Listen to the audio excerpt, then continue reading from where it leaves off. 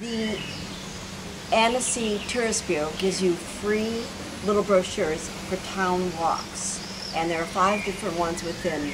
We're heading down one of the older streets right now, and I think we're going to walk along the river, do that one today. We still have another day and a half, plenty of time to see everything else in this extremely charming medieval section.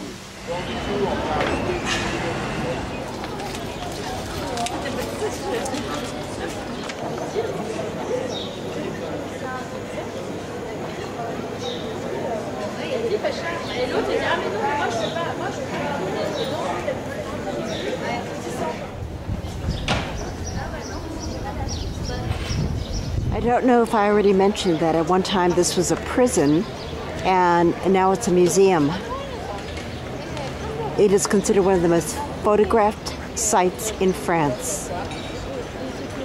Can you guess why? Palais de Ile is now a museum interpretation center. I don't think I would have liked to be put into prison here. How about you? No? No. You just bring your boat right alongside here. See it right there. And moor it.